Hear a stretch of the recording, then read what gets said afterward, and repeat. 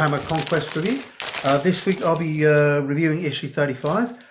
Quick aside, some of you may have noticed my weekly review didn't get done last weekend. That's because one of my cats got run over and I was a bit busy dealing with that. Sorry guys, it just took up the entire weekend. The cat died, unfortunately. Sad, but it's a risk you take when you have cats. They live a free life outside, and unfortunately there are dangers out there. But next weekend I'll be back as usual, doing a weekly review and giving you a chat and a talk down about what's happened in gaming and what cool stuff is happening in gaming across the week. And that covers 40k and loads of other things as well. Anyway, back to Warhammer Conquest. This week we've got a fantastic little piece of plastic here. We've got ourselves a Primaris Chaplain. If you go on the website, you'll see that the Primaris Chaplain is worth £22.50. So for £8, we're saving a lot. We're saving £14.51 technically for this tiny bit of plastic.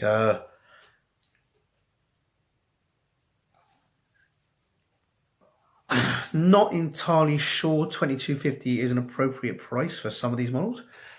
However, you can't argue with how cool this one looks.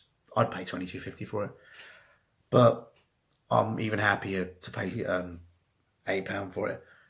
We can see there you've got the Chaplain's Iron Halo. You can see there you've got the ribs there, the Crozius Arcanum there. I'm a big fan of the new Crozius Arcanum.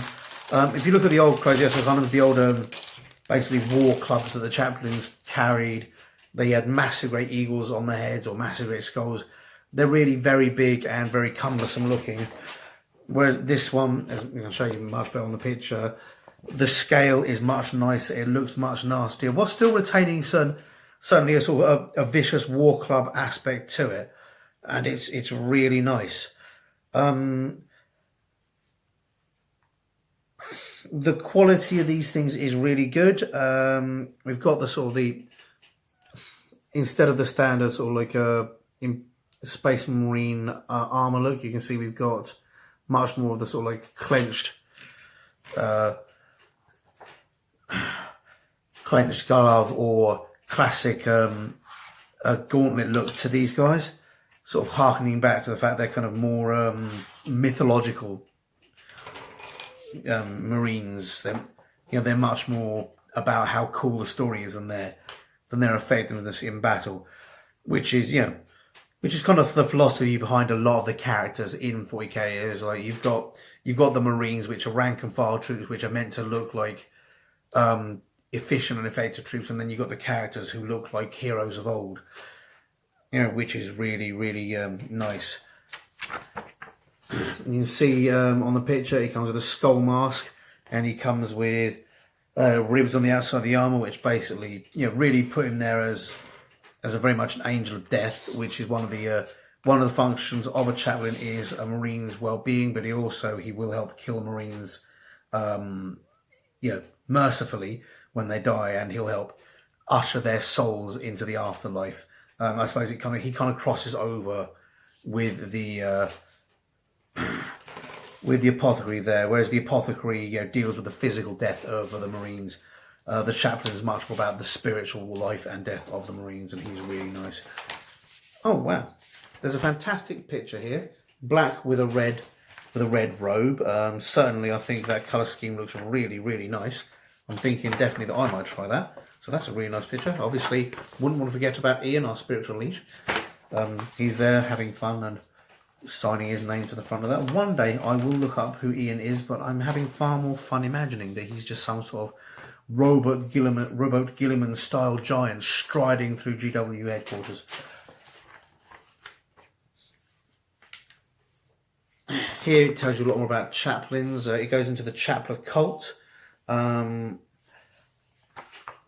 which tells you a little bit more about about how chaplains function, and it goes in a bit here about Space Marines' relationship to the Emperor. Whilst they do worship him, and it specifically says here, they don't worship him as a god. They keep something far close to what's known as the Imperial Creed. The Imperial Creed was the I guess, de facto religion of the Empire when the Emperor was alive, as opposed to worshipping him as a god, which he massively disapproved of. He just wanted their loyalty as an emperor, as the most powerful living human being, in the universe. He was godlike, but he didn't want worship as a god. He wanted them to not worship any gods and to kind of believe in a scientific, logical, explainable universe. Which in 40k seems a bit weird, being as we now know there were creatures who are gods. But if you break it down to its most basic elements, you can look at the Chaos Gods and go, well, are they gods or are they just uber powerful aliens from another dimension? So, in a certain extent, he's right, they're not gods. But the reason he wanted mankind to not believe in them was because he was trying to, near as we can figure, starve them out. If you go back to some of the original fluff, which a lot of which has been retconned, so much has been retconned, but I'm not entirely sure what still holds up. But in the original fluff, Chaos was the Warp was this realm in which people died, spirits moved on. They sort of fell apart, and then they were recycled into the next generation, or into animals and things like that, and everything flowed smoothly, and the Warp was this wonderful, peaceful place. It was only when complex creatures like mankind who hated themselves appeared that the Warp began to twist and form eddies, and like emotions would stick together until they formed these huge, massive, basically pits of tar-like emotion. And those pits, because they were made of so many bits of soul, eventually gained sentience and became the Chaos Gods. If you read I'm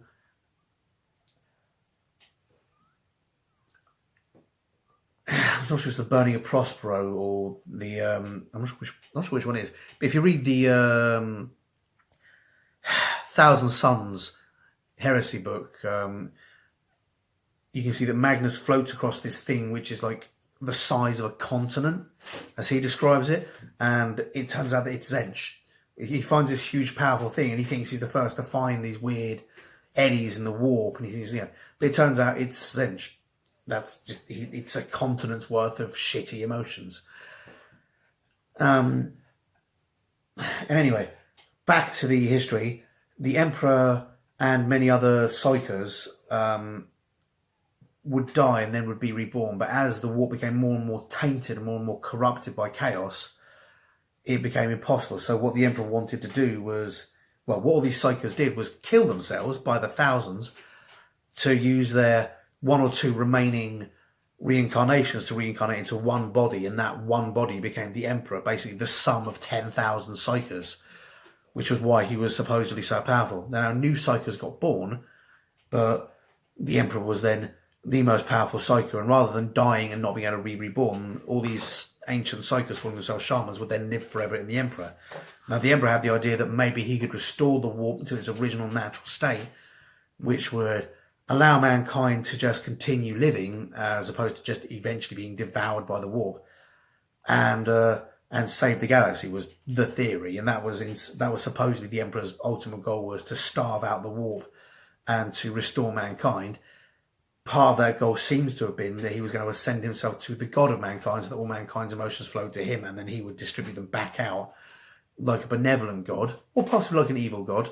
There are queries on that, but that was sort of part of the original thing. And because of that, the Emperor didn't want worshipping as a god. He wanted mankind to be logical and commonsensical, which, like you say, seems a bit odd when there are actual gods out there, or at least things that look, things that are to every measure of godhood the same thing.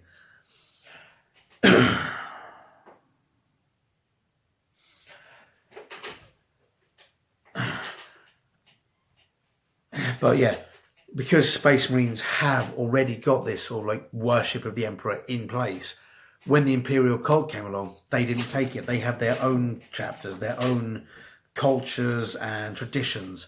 But even then, they become sort of very holy as opposed to logical over 10,000 years. So it's all gone a bit weird. Even when Gulliman returned, he sits down on this chair apparently, and like, that is the holy throne of Gulliman. And Joe Gulliman's like, it's me seat, guys. It's just a chair. But you bum sound it. that's the Empire's bum, or whatever. But yeah.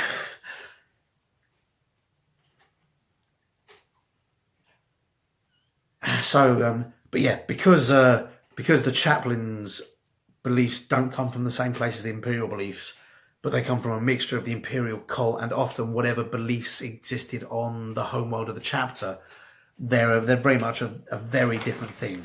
And this goes through and explains quite a bit of that, which is quite cool. We've got the Chaplain's war gear. It's the Primaris Chaplain's war gear. The war gear is pretty much the same. Apart from you've got the skeletal armor, which is cool. You've got your Crozius Arcanum, which is basically a power maul. Holy Reliquaries, I don't know what those do. Holy Reliquaries, the Tome of Litanies, and things like that. I'm not entirely sure how. I'm not entirely sure how this rolls exactly in. I've got to read this myself because the Primaris are far more logical and far more followers of the old Imperial Creed than new Space Marines. So because they're meant to be these logical, these new things without the flaws and without the stuff, I'm wondering exactly how much Primaris Chaplain is religious and how much he's more of a political officer. But it's going to be interesting to read this to see how it works, and how the litanies work and how things like that work. But yeah, it describes all the stuff here. The Chaplain's helm is crafted to represent the symbol of death. Since the Horus heresy, the skull symbol has come to represent the sacrifice of the Emperor on behalf of mankind, which is really cool. The Crozius Arcanum and the Rosarius are badges of office carried by all chaplains. The Crozius Arcanum is a power weapon with imperial aquila or skull for a head, so the chaplain can smite the Emperor's foes with the symbols of his sacrifice, which is cool. The Rosarius is a force field generated in the form of a holy icon worn on a chain. So the Rosarius is basically going to give you that 4-up save that chaplains get.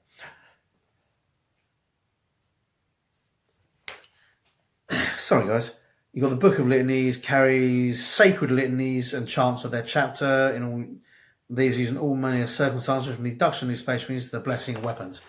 Again, Primaris are supposed to be more logical and more like the old Imperial Creed and less religious and less like the Space Marines. They're supposed to sort of follow Guilliman in his more sectarian ideology, but secular ideology, whichever. In his more dogmatic, scientific beliefs. So I'm not entirely sure how the chaplains and how this bonds in, but they seem to be keeping it going. So that's still cool. Yeah, maybe you'll choose not to have chaplains in your chapter. It's up to you. Well, I'm going to because it looks fucking cool. It goes. Next, we've got some more places of the Imperium, the Age of Apostasy, the Age of Redemption, and the Markarian Conquest, and cool things like that. Lord Solar Markarius was basically the de facto ruler of Terra for a while. It was one of the few times that Earth ever ended up being ruled by a single person. It's happened again when you've got Robert Guilliman, and it happened to the Emperor.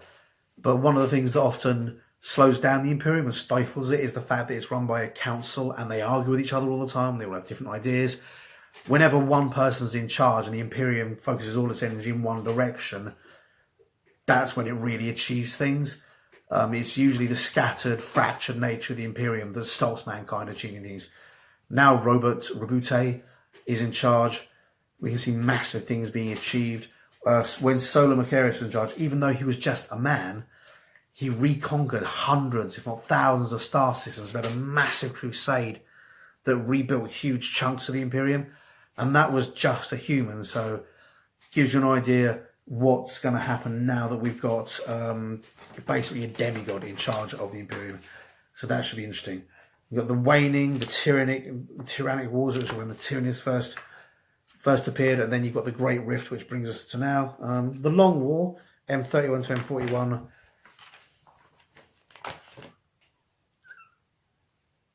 Sorry, which is basically the combat and fighting that Chaos have been doing since the heresy that's still here now. Also, there's apparently a bunch of guys called the Long War podcast.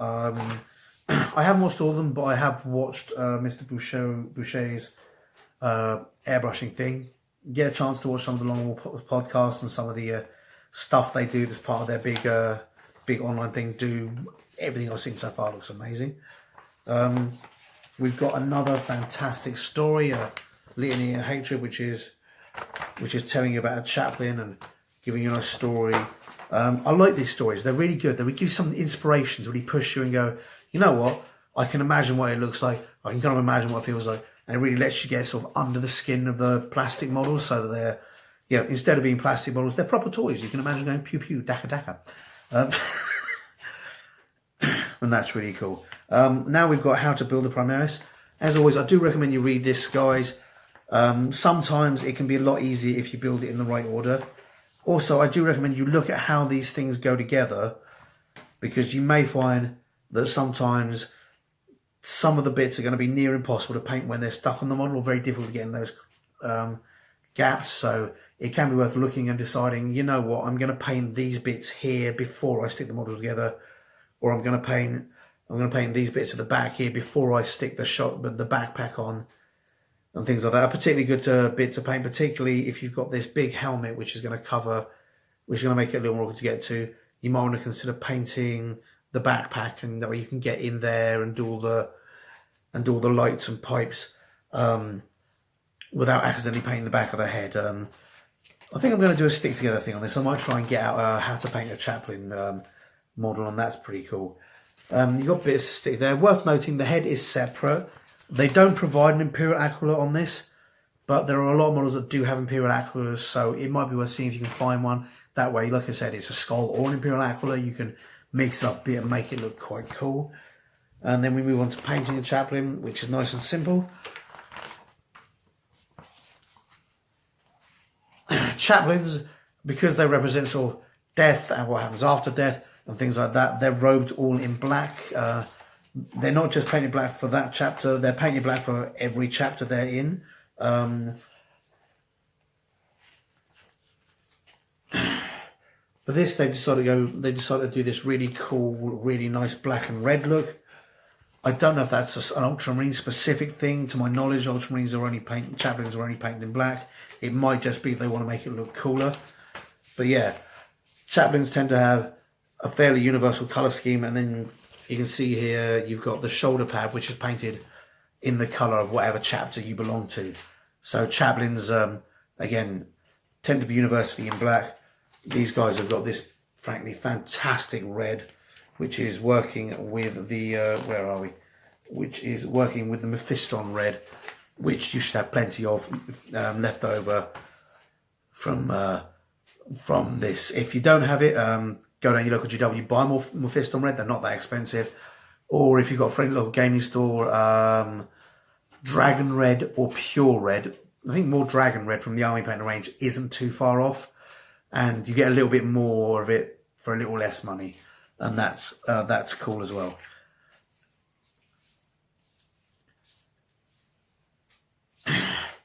Do be aware that if you do buy that, use the one colour on a model. Don't switch between colours on the same model. You can change colours between models.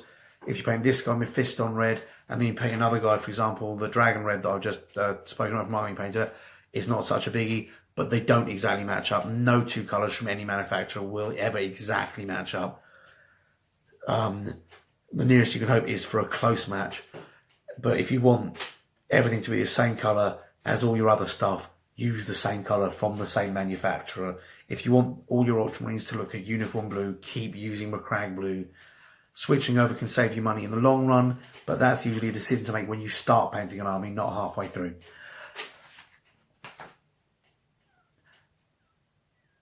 Yeah, and if you change on a model, you'll be able to see that those colours are different. Yeah, if you have one red that's a deep bloody red from Army Painter or from Vallejo or from P3, because there are loads of painting colours out there, and you have another one from GW or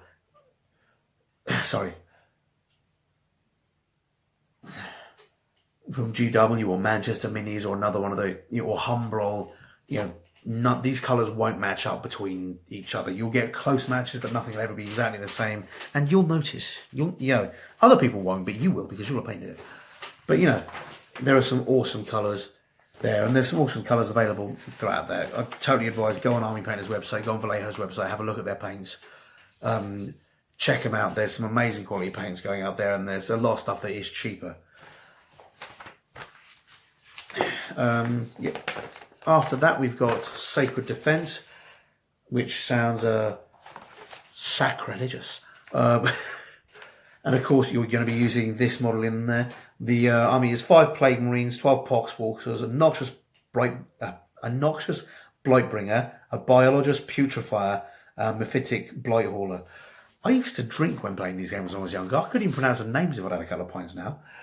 And then for the Space Marines, you've got the Primaris Chaplain, 5 Reavers, 5 Intercessors, the Librarian, and 3 Hellblasters. So you're getting to use that cool stuff there. And the cool battle that we got previously. Got some cool victory initiatives, some cool stuff there. You've got the Chaplain rules here. Again, they're going to be single-sided, so you can store them and keep them in your rapidly growing mini codex. They've got a bunch of cool stuff, and they should know no fear. You can reroll failed morale tests for this unit. Codex Discipline. Models in this unit can still shoot in a turn in which they fall back, but if they do so, they must subtract 1 from all their hit rolls. That's a fantastic thing always found by Marines. Litany of Hate. You can reroll failed to hit rolls in the fight phase for friendly Ultramarine models within 6. So if you're within 6 rolls and you try and hit in the fight phase, he lets you reroll. That's really worth thinking about. It says Ultramarines here. Honestly, I think it probably should say inverted commas, chapter. Chapter keyword rather than Ultramarines keyword. I don't know if that's an actual misprint or they're just assuming you're always going to paint those Ultramarines, but if you've got a Chaplain and you're playing Imperial Fists or White Scars or Space Wolves, then it counts. If you're Chaplain Space Wolves, these are Space. If you're Chaplain Space Wolves, replace Ultramarines with your own chapter keyword there rather than just the word Ultramarines. But that's still cool. It gives you a reroll. It gives you a significant chance of hitting 1 in 3 as opposed to 1 in 6, or doubling your chance of being whatever.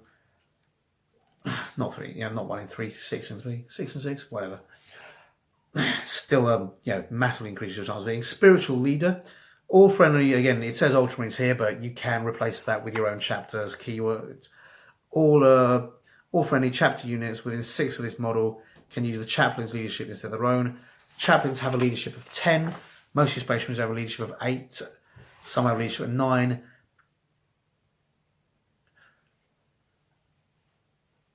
It's worth noting, on a 2d6, rolling a 10 isn't a 1 out of 12 chance. Getting 10 or higher is much more likely than getting 8 or higher. It's not just 2 out of 12 more likely. It's what's the maths? 7, 8, 9, 10, 11.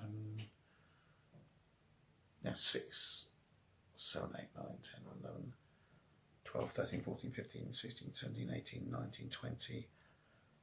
21, 22, 23, 24, 25, 26, 27, 28, 29, no, 20. Brain. My brain can do this. It's -3. So 10, what's 36 minus 3? It's 33. There you go. It's 33 out of 36. With a 10, you've got a 33 out of 36 chance of passing your leadership, because you're only going to fail on 11, and there are only 2 possibilities of getting 11 on a 2d6, or a 12, and there's only 1 possibility of getting a 12 on a 2d6. So it's not, and where those chances increase, there's there are 3 chances of getting a 10, 4 chances of getting a 9.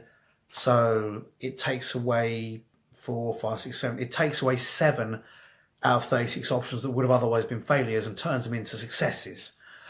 So it increases your chance by 7 out of 36, which I'm not going to break that down to out of 1 because I can't do that at this time when I'm tired. And I've just been playing Blood Bowl game, which is really good, but my brain's a bit frazzled after that.